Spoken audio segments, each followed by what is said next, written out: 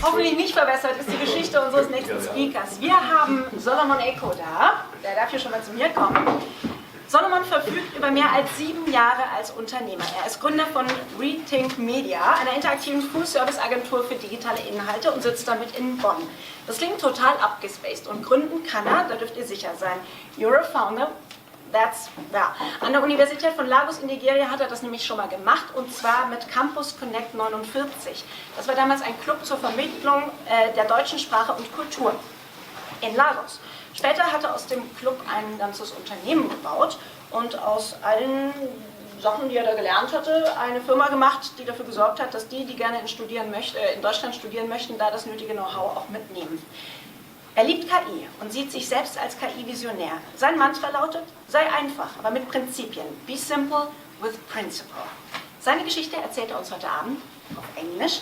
Please welcome on stage Solomon Eko.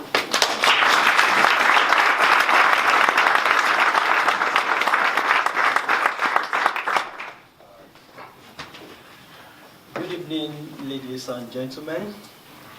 Guten Abend, meine Damen und Herren. Ich kann auch Deutsch, aber nicht flüssig. Alright, I'm going to do my talk in English, just like you said. Steve Jobs once said, only those crazy enough are the ones who change the world. I've basically done so many things. From being an amateur footballer, amateur musician, geographer, journalist, name it all. But one thing that stood out as I kept discovering myself is the fact that I like people. I like to work with people, to groom young people, to see how they can become better. And that led me to new discoveries. So I want to say that AI found me. I didn't find AI because I was trying to solve problems, and then I got to discover that AI could actually help me solve those problems when people fucked me up. You know? So, so it's sort of a mix of AI and people. That's what my story of fuck up is about. So. This is me. I've always been very curious, like I said, from my childhood. Fortunately, I was only able to find this photo. Out of so many other photos, I picked this because it sort of reminds me of my troublesome childhood. You can say I'm not smiling. I was always very curious, trying different things, you know, and I used to get whipped by my parents and my older ones because I'm the youngest in my family. So I had to keep this photo to remind me of my childhood. So along the line of discovering myself, I got to discover that out of all of these curiosities, connection to people was the one that stood out for me. And after I graduated from university, some of us who perhaps are familiar with Africa and Nigeria, to be precise, you get to know that, especially the city where I come from in Nigeria, Lagos, perhaps it's also one of the reasons why I had to try a lot of things from childhood, because you're always on the move, trying different things. So after university, I had to try something out, which was my first journey into entrepreneurship. And I started a project called Entrepreneurial after I discovered that, one, I like to work with people, and I also would want to see how I can save the world, and I connect it back to the quote of Steve Jobs that says only those who are crazy enough can change the world. Well, have I changed the world? Well, we get to discover. So I tried to change the world by working with people, and I started a project called The Separate Ways. I got a grant from the United States Department of State, and I started an environmental project.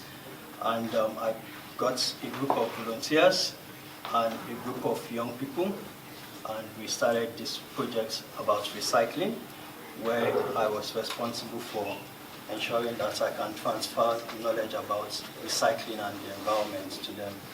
And we did a couple of projects for 2 years, which was quite successful, covered by local media and international media.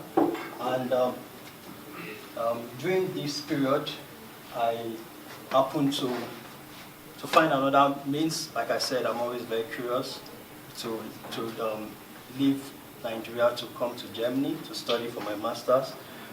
And it was entirely different from what I had studied for my bachelor's. So this time I was coming to study media in Germany.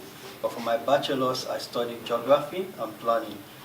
So whilst I had built this team, in Nigeria to create this beautiful project that was successful, one thing I discovered was that I fucked up in one area.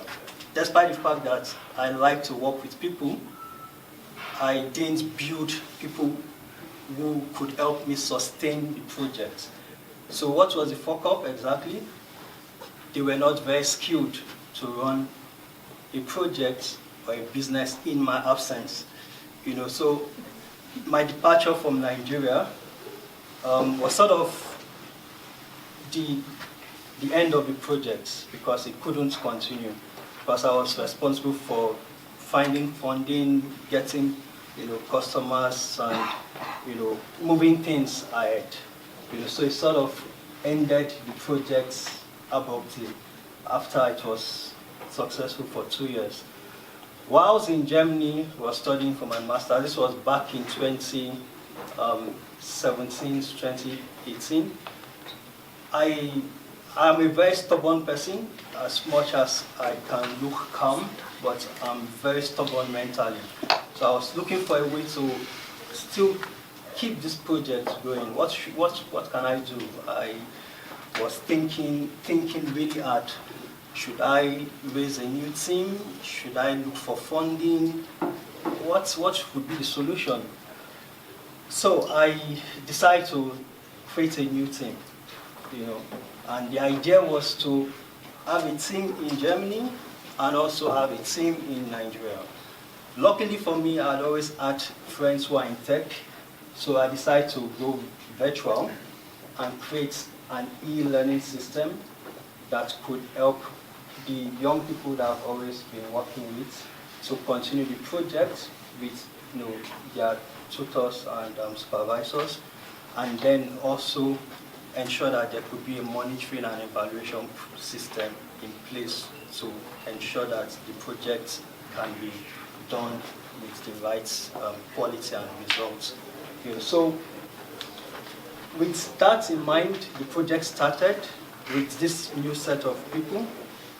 Those in Germany were not really IT skilled. They were more of, into sustainability and environmental policy and all of that. So they jumped on board because they found the project interesting. It was exciting, and they just wanted to be part of the moving train. So I still realized that these people I brought on board were not prepared. Neither was I prepared. Why? This leads us to the second fuck up. The second fuck up is the fact that there was no funding. I was still studying, and to sustain an IT project, even if you have IT skilled people, you need to build infrastructure. So there was no money in my pockets. I couldn't pay these guys. They were basically volunteering. And these other people who joined in Germany, they were also volunteering. Though they were experts at what they do, at some point when there was no money to be paid, passion waned out. The guys in Nigeria also their passion also waned out. So I was sort of back to ground zero after 1 year, and I said, is this how this project is going to end? Because we're already building, but we couldn't sustain it. So how did this now lead me to discovering AI? I finished my, during this period, I had to like sort of give it a final break, and I said this project will be pending for now. I'll rather focus on my master's. So I focused on my master's, I took a break, but whilst I was, taking this break, focusing on my master's, I decided to say, okay, this time around, I would probably pivot, so I'll leave this project alone. I would rather do something else, but in the line of marketing, which I'm already gaining expertise.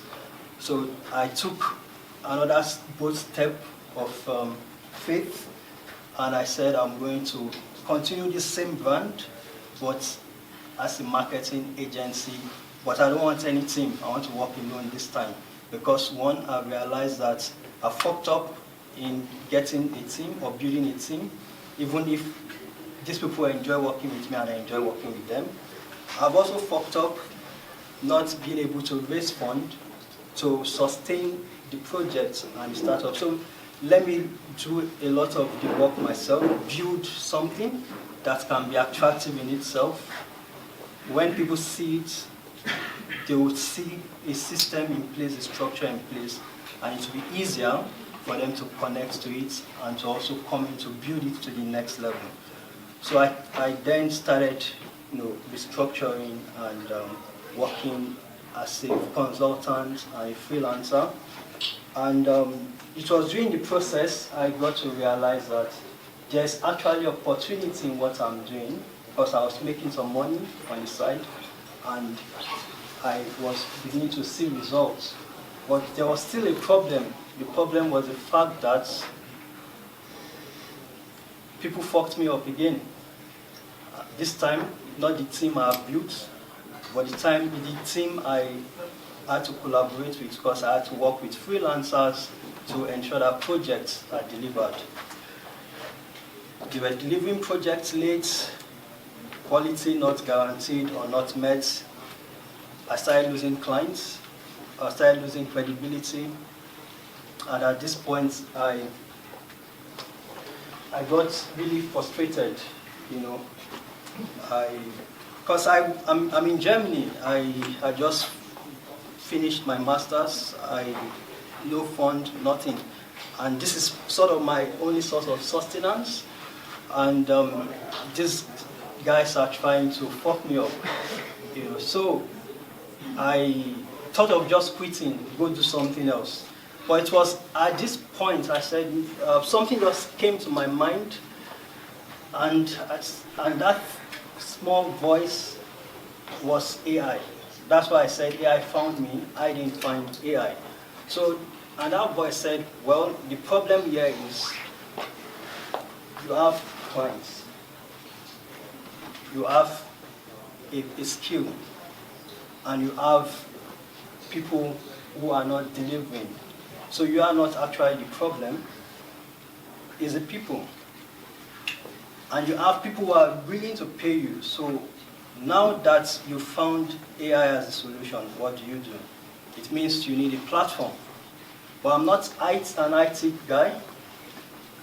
I had another problem. So I had to go back to the drawing board, which was for me a thing I didn't want to do again. So start recruiting a tech co-founder, sort of starting the whole crazy journey again. I had to think over it all over, and I finally decided, well, if I'm going to solve a problem, just as Steve Jobs has said, only those who are crazy enough to change the world are the ones who actually do. Then I have to take the pain and do it. So I went through the process of recruiting a tech co-founder for 6 months to 1 year, screened and screened. Just one thing that differentiates successful entrepreneurs from the unsuccessful ones, and that is pure perseverance. Thank you.